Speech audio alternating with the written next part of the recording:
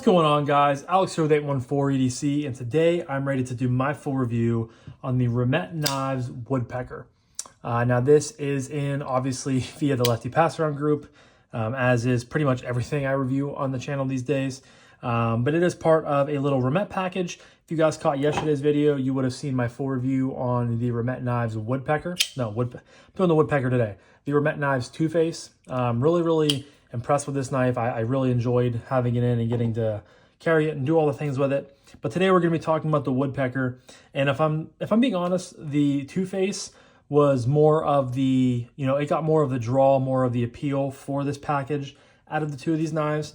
But I honestly liked the Woodpecker. Like, it's a quirky little knife. It's very comfortable, very utilitarian, very usable blade shape. And I think it has some cool features to it that a lot of people might, really enjoy. So without further ado, we're going to jump right into the review. Starting off with materials, you guys can see that this is rocking some beautiful green crystallized tie scales. Now, I think this is the first crystallized tie knife that I've had in.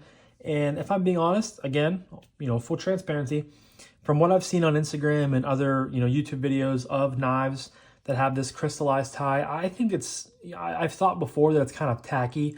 I'm not the biggest fan of it. It looks a little bit kind of cheap, personally, but getting this in and getting to actually handle it and, spend some time with it, I don't mind it as much as I used to. Now, I don't know if it's just because of the green and the way this specific crystallized tie is done, but I think it looks pretty solid. There's a couple other crystallized tie options, which we'll touch on in a second, but that is what we're rocking with here on the scales. And you guys can see this is a screwless design, which is really cool. Off the top of my head, I was not able to. Now, I have not watched a full specific video on the Woodpecker, but somehow you can, manipulate this button slide thing here, and these scales pop off to allow the screws. If I'm being honest, I didn't, I tried to get in there and it stumped me. And I've just been so busy recently, I haven't really put too much effort into trying to get them off beyond that. But really, I didn't need to, because the knife, it worked fine, it functioned fine, the action was fine, it's, lined up nice and tight. But that is really cool. It's a very, makes it feel more high-end when you don't have screws showing. At least some people feel that way. I could take it or leave it. Then you have the milled clip here, which is non-reversible, of course. And it's cool because you are able to put a little piece of tritium in there. It's kind of, different and unique. And you guys can see M390 there on the blade steel. You have a front flipper as well as a hole for deployment with this beautiful sheep's foot style blade. Nice, beautiful belly there. About medium blade stock thickness.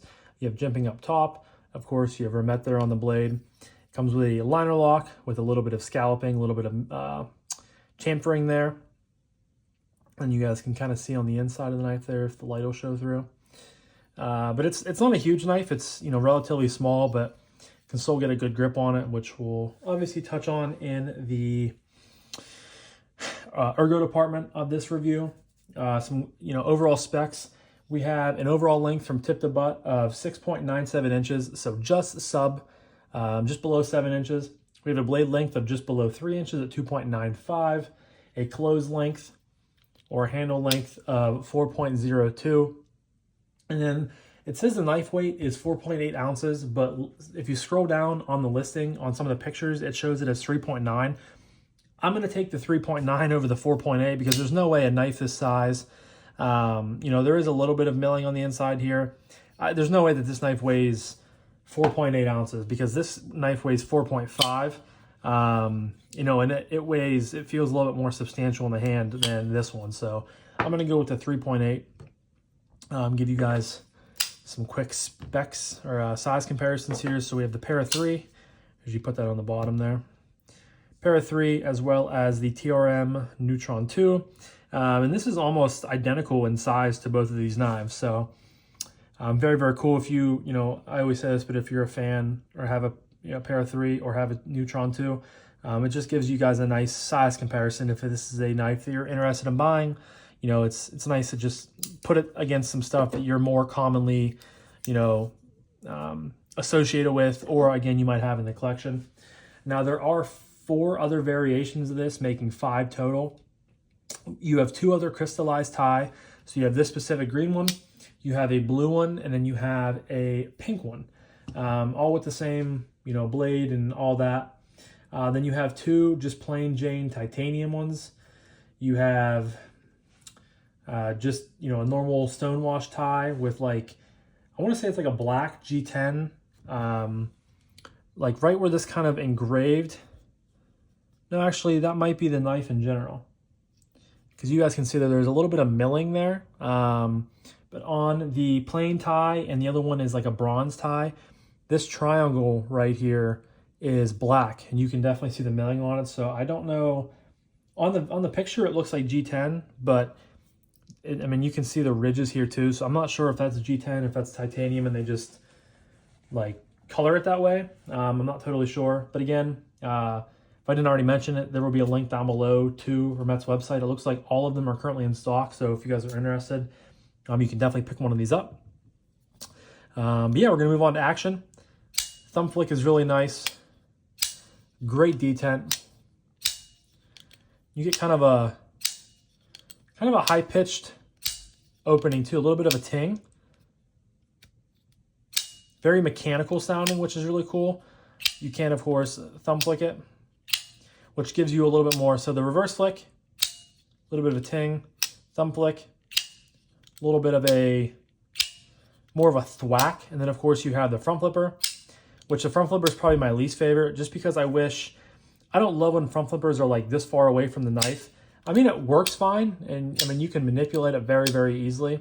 Top flipper, you can do the reach around. I just much prefer when, like, if you were to tuck it a little bit closer to the knife.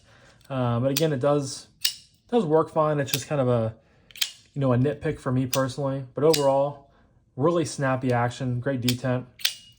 Now there is a smidge of blade play, but again, I was not, smart enough to get these scales off. I honestly didn't want to get them off and then not be able to put them back on. One of those types of things. So now the blade could be a little bit tighter, and that might have an effect on the action. But as it stands now, it's again, it's just a smidge. It's not bad whatsoever. It could just use a little bit of a tighten. But reverse flick is great. Thumb flick is great. You can, of course, slow roll it out. Just like that. Bada bing, bada boom. And of course, you have the lino lock with, a nice bit of lock bar access there. Just drops to your thumb. A little bit of shaking and you're closed. Drops to your thumb. One shake and you're closed. So it's very, very smooth. And for not being a big knife with a ton of weight, the blade, moves pretty freely, which is great. If there's one thing I've picked up on, in reviewing these handful of Remettes I've reviewed over the past year or so, it's if there's something I come to expect, I guess, it's going to be that the action is very dialed. There we go. I really, think Remette dials in the action, even on some of their budget knives. Like I've checked out the Budget B, and it was a great thumb stud action. Really enjoyed that one. So, it's just nice to see them really dialing that in and making sure that is a priority, when it comes to their knives, as they should. But, yeah, action is great. Moving on to ergos. Now, like I already touched on, not a huge knife. You have about a 4-inch handle right here, but I can still get a full 4-finger grip on here, which is really, really nice. So you have a little bit of a landing choil up here that technically you would consider like this choked back and then this choked up. But I'm just so used to, with it not being a huge handle in general, that's just kind of my go-to right there automatically.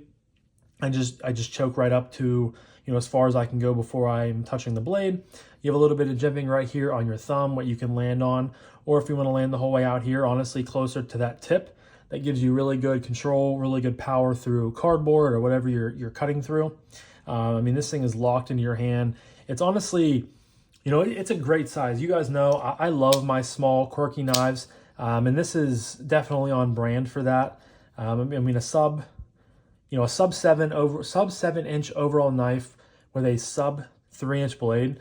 You know, some guys might scoff at that and be like, oh, I don't want anything that small. But to me, like that is right in my sweet spot. That is, I mean, this is all I need to handle my daily tasks. And again, that blade shape, sheep's foots are just, you know, sheep's foots and Warncliffs are just two of my favorite, just because they're so utilitarian. You have that low point there. The pinch grip works really good. Obviously, thumb here, middle finger here, pointer finger out here right on this crest. And then you just drop the tip down in. You can cut through packages. You can trace around things like labels. And it's not a huge knife to be manipulating that with, which is really nice. That's one reason I love small knives, is just because, you know, small knives don't mean, you know, they're not going to be ergonomic. I mean, some of my smallest knives are my most ergonomic knives. Obviously, the bigger the knife is, the more real estate you have and everything like that. But sometimes you have a lot of knife to hold and you have a lot of knife to carry and to manipulate with. But just having something like this, just fitting the palm of your hand, very usable blade shape. It's a really, you know, a nice thing to have, and a kind of a, you know, special treat when you carry it. So ergos are great. You do have a little bit of, you know, chamfering on the edges. There's no rounded, or excuse me, not rounded. There's no sharp edges, anything like that. The pot clip is obviously a milled clip, nice and flat. So all together, this thing just fits in the hand really good, really well. No complaints at all with the ergos. Gonna touch on carry here. I got my Hank. Gonna slide the clip down in. And you are left with about that much sticking up out of your pocket. You know, not really much of an issue, especially because it carries, you know, really well. Get that off there. Just because it is such a small package. I mean, it can almost, I like to use this sort of metaphor, this example a lot, but it can almost fit into my fist. That's how good of a package it is. You know, when you're down in your pocket, you have no flipper tab, no jimping, anything like that to possibly catch your hand on, which is great. I carry this exclusively in gym shorts and my bird dogs or khakis. And it carries great. It really does. You know, it's one of those knives, even just throwing it in the pocket of your gym shorts, like going around, taking our dog for a walk around our complex. Just throwing it in the pocket was great. It's lightweight enough. It's compact. And really, when you have those two combinations, you know, the clip works fine. Would I have preferred, you know, maybe a deep carry clip? Absolutely. But for what it is, and, you know, it does look nice aesthetically. So for what it is functionally, it works fine. Nothing really to write home about, but, you know, it's just a good, you know, good quality carryable knife. Carryability is great when it comes to this knife, I guess is a better phrase to put it. But that leads me to my final category of price point. So the two plain titanium versions go for $215, and the 3 crystallized tie go for $250. And similarly to the Two Face, I don't think that you're getting a screaming value for that. Obviously, you're getting, you know, premium materials.